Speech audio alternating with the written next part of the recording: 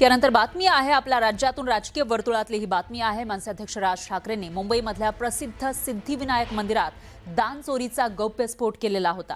राज ठाकरेंनी थेट उपमुख्यमंत्री एकनाथ शिंदेंना विश्वस्तांनी लिहिलेल्या पत्राचा दाखला दिला होता।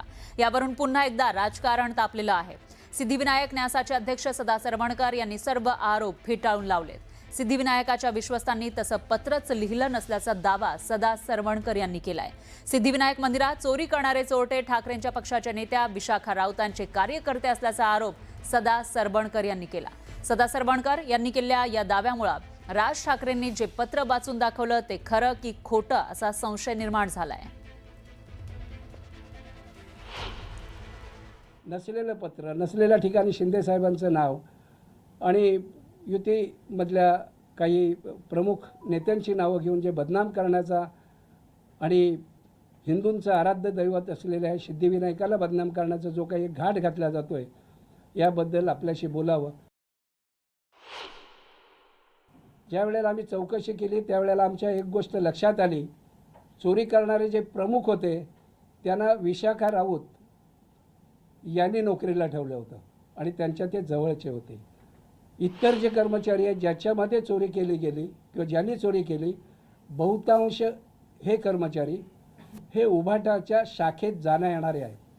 आणि हे ज्या वेळेला लक्षात आलं त्यावेळेला आमचा प्रयत्न हा होता याला कुठला राजकीय रंग न देता आपण ह्याच्यातनं नेमकं काय निघतं हे आपण बघावं।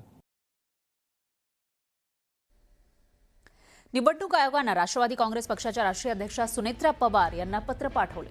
या पत्रामध्ये निवडणूक आयोगानं पक्ष घटनेतील बदलांबाबत कागदपत्र सादर करा असे निर्देश दिलेले आहेत। पक्षाच्या घटनेतील अनेक बदलांना समर्थन देणारी आवश्यक कागदपत्र आणि प्रस्ताव सादर करण्यात आला नसल्याचा उल्लेख या पत्रात करण्यात आलाय।